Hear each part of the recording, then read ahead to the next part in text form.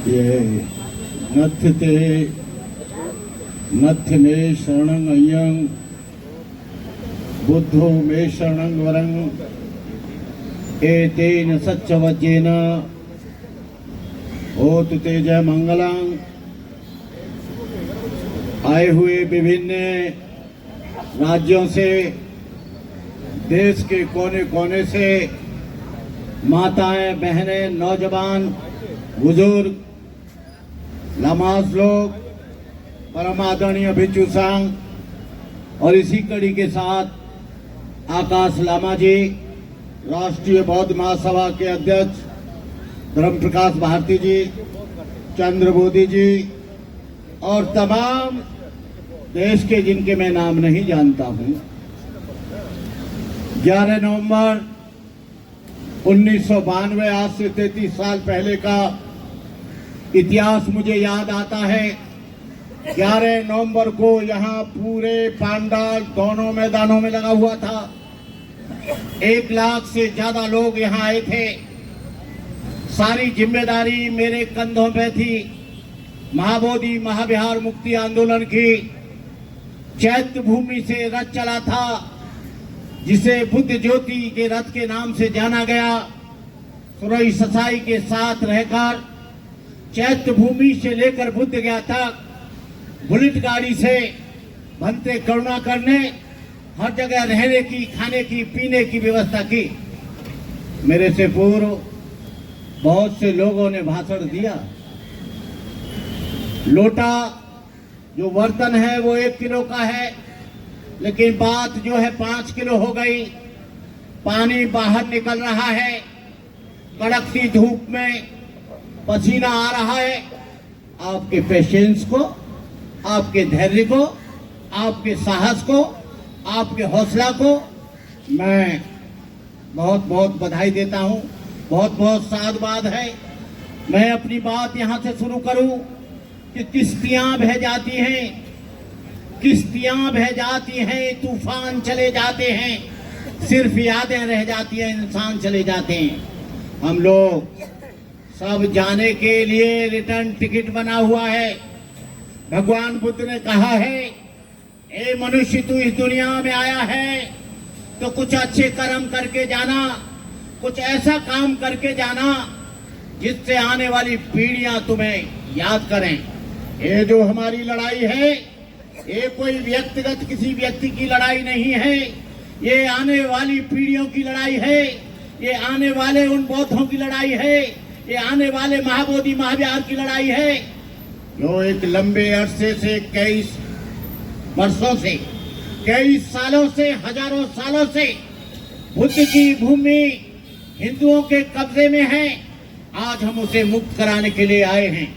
हमने भी अपने जीवन में राष्ट्रपति से लेकर प्रधानमंत्री, गृह मंत्री को हजारों मेमोरेंडम दिए। उन मेमोरेंडम को डस्टबिन में डाल दिया गया। उसके बाद 2012 में बनते सुरई ससाई ने रिट दायर की। बनते सुरई ससाई का सारा पैसा खर्च हो चुका था। सुरई ससाई ने मुझसे कहा, सुरई ससाई आ रहे हैं, पूछ लेना कि करुणाकर हम रिट दायर करना चाहते हैं, रुपयों की कमी है, 20 लाख रुपया चाहिए। बनते करुणाकर ने, ये माइक पर बोल रहा हूं, 20 लाख रुपया एक व्यक्ति से, उसका नाम अभी नहीं बताऊंगा, उनके हाथों में दिया गया। तभी ये रिट दायर हुई। ये रिट दायर बड़ी मुश्किल से सुरई ससाई के साथ मैं करीब 50 वर्ष से लगातार, मैं 8 अक्टूबर 1976 से आज 48 वर्ष हो गए सुरई ससाई के साथ लगातार काम किया। लेकिन सुरई ससाई जी से मेरे संबंध 2004 में, 2006 में विच्छेद हो गए। मैं सुरई ससाई से लड़ा, मैं भंते आनंद से लड़ा। मैंने कहा, जिस एक्ट को बदलने के लिए आए थे, जिस फैक्ट को बदलने के लिए आए थे, if you want to change amendment, if you don't want management with Hindu, why are you accepting membership under the 1949 act? तुम्हारा उद्देश्य ये था कि 1949 एक्ट बदलना चाहिए, लेकिन 1949 एक्ट बदला नहीं, उसी के अंदर तुम मेंबर बन गए, तुम माइनॉरिटीज के मेंबर बन गए। सुरेश ससाई जी, मैं आपको नमन करता हूँ, नमस्ते करता हूँ, लेकिन इस आंदोलन को भंते आनंद ने चकनाचूर कर दिया। थोड़े से अपने अल्प सुख के लिए, थोड़े से अपने स्वार्थ के लिए जो लोग समाज को धोखा देते हैं, मैं महाराष्ट्र के लोगों को, मध्य प्रदेश के लोगों को, छत्तीसगढ़ के लोगों को, दिल्ली और आगरा के लोगों को इस बात की बधाई देता हूं कि जब जब मूवमेंट चला, इन लोगों ने कंधे से कंधा भिड़ाकर कड़कती धूप में, ठिठुरती सर्दी में, मूसलाधार वर्षा में आग बरसती है, लेकिन लोग वहां पर डटे हुए हैं। 1 लाख से ज्यादा लोग बुद्धगया में लोग इकट्ठे हुए।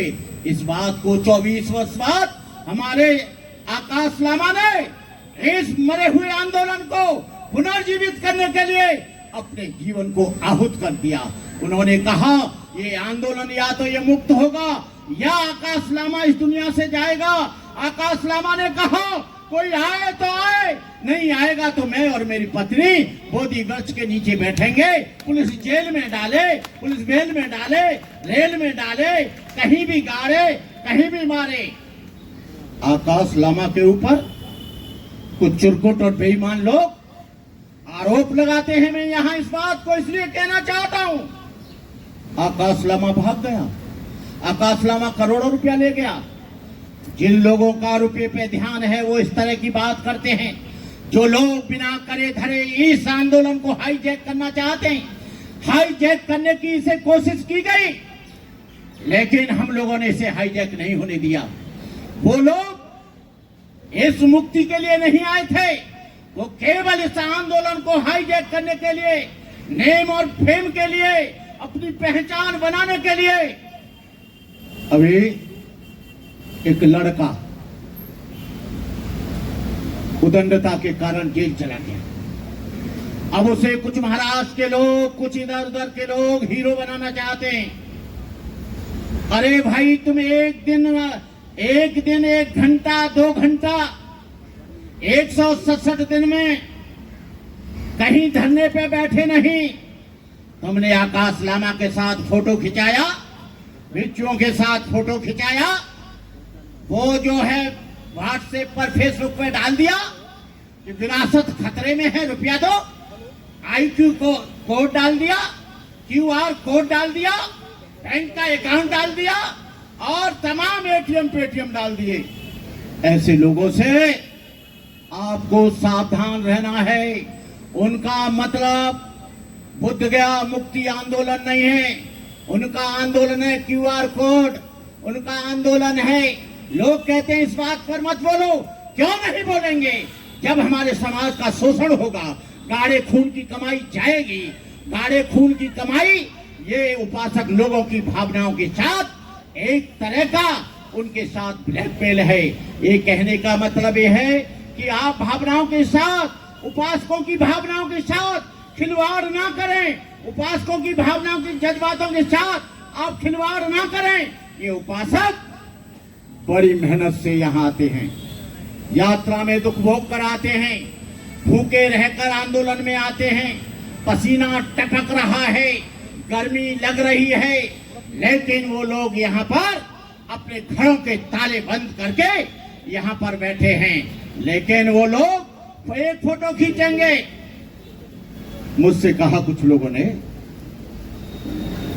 कि आप जैसा अम्बेडकरवादी भिक्षु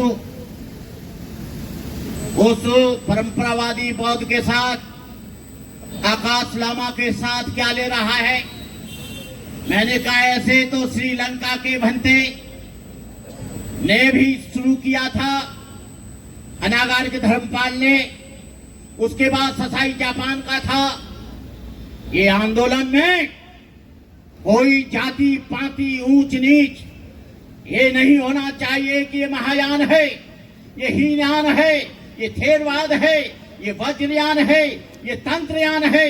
भगवान बुद्ध सबके हैं। भगवान बुद्ध के आंदोलन के लिए हम लोग आए हैं, उन महाबोधि महाविहार को मुक्ति कराने के लिए आए हैं। हम लोग ले गए, लद्दाख गए, अरुणाचल गए, असम गए, मिजोरम गए, मेघालय गए, त्रिपुरा गए, हिमालय गए, दिल्ली में आए, महाराष्ट्र गए। आईबी का कल ऑफिसर मुझसे बात कर रहा था, बोले क्या भंते जी आप आकाश लामा के साथ हैं? आप तो बहुत पुराने भंते हैं, आप तो आपका आईबी में आपका 1976 का आपका वो खुला है खाता, जो रजिस्टर खुला है। बोले हमारी तो रिपोर्ट है कि आकाश लामा का ही सेंट्रल गवर्नमेंट आकाश लामा के ही आंदोलन को सच्चा आंदोलन और रियल आंदोलन मान रहे हैं। बाकी आंदोलन क्यूआर कोड आंदोलन है, ये रुपया हड़पने का आंदोलन है, रुपया लूटने का आंदोलन है, केवल लोगों को गुमराह करके केवल लोगों को ठगने का आंदोलन है। ये रिपोर्ट आपको बता दें, यदि भारत में दुनिया में कोई आंदोलन चल रहा है तो ऑल इंडिया बुद्धिस्ट फोरम ही इसकी मुख्य आंदोलनकारी संस्था है और कोई नहीं है। कोई भी कितना चलाता रहे, कितना भी दौड़ता रहे, कितना भी घूमता रहे, कितने भी फोटो चलाता रहे, कितने भी मंचों पे स्वागत कराता रहे, ये सब लफ्फाजी है, ये सब झूठ है, ये सब ढोंग है, ये केवल लोगों को गुमराह करने का तरीका है। हमारे साथ में हमारे राष्ट्रीय अध्यक्ष, राष्ट्रीय बौद्ध महासभा धर्म प्रकाश भारती जी, चंद्र बोधी जी, समता सैनिक दल के लोग, विभिन्न संस्थाओं के लोग, दिल्ली की संस्थाओं के लोग, बीपी सिंह जी, तमाम इस संस्था के लोग हम लोगों का सहयोग कर रहे हैं। और आप लोगों को हम वचन देते हैं कि हम लोग इस आंदोलन में बीटीएमसी एक्ट में मेंबर नहीं बनेंगे जो आंदोलन चला रहे हैं। हम कोई भी अल्पसंख्यक आयोग में मेंबर नहीं बनेंगे। हम चाहते हैं कि ये मुक्त हो जाए, इसमें महायानी भी रहें, इसमें महायानी ही नहीं हीनयानी भी रहें, अंबेडकरवादी भी रहें। बहुत से लोग ये गलत अफवाह फैला रहे हैं कि जब आंदोलन मुक्त होगा तो बुद्ध विहार किसके हाथ में आएगा? ये सारी दुनिया के बौद्धों के हाथ में आएगा, जापान थाईलैंड के लोगों के हाथ में आएगा, और ये भारत के लोगों के हाथ में आएगा, महाराष्ट्र त्रिपुरा के लोगों के हाथ में आएगा। ये जागीर किसी की बपौती जागीरदारी नहीं है, ये सारी दुनिया के बौद्धों की आस्था का सवाल है। जैसे ईसाइयों का जेरूसलम, मुसलमानों का मक्का मदीना, बुद्ध गया का महाबोधि महाविहार हमारे लिए वैसे पवित्र स्थान है। हम इस पवित्र स्थान को मुक्त कराने के लिए अपने जीवन तक की आहुति देंगे। जो बहनें भिक्षुणी आई हैं, जो हमारे भाई जीवन पहनकर आए, और जो लोग उपासक लोग खड़े हैं, हम उनको तहे दिल से, दिल की अंदर की गहराइयों से हमारे धम्म तप जी आए हैं, दिन रात काम कर रहे हैं। धम्म तप कोई व्यक्ति नहीं है, धम्म तप भी एक आंदोलन है, एक विचारधारा है। धम्म तप को मैं इन्हीं शब्दों के साथ अपनी दुआई देता हूँ। और कुछ लोगों ने कहा था, देखे आकाश लामा कैसे दिल्ली आता है। हमने कहा किसी की माँ ने दूध पिया हो तो आकाश लामा को टच करके देखना, हम उसे उसी औकात दिला देंगे। आकाश लामा के साथ भंते करुणाकर तन मन धन से उसके साथ है। जय भीम, नमो बुद्धाय, जय भारत। साधुवाद बंते जी, आपने आंदोलनकारियों के भीतर में जोश भर दिया और ये जोश एक न एक दिन महाबोधि महाविहार को मुक्त करवा के रह गए। आप देख रहे हैं झंडा और डंडा लिए कितनी धूप में तपती हुई पीटी एक्ट 1949 रद्द करो लेकर ठंडे प्रदेश से आए हुए हमारे उपासक जी बैठे। 87 साल के एक बुजुर्ग झंडा लेकर यहाँ बैठे हैं, संविधान दिखाते हुए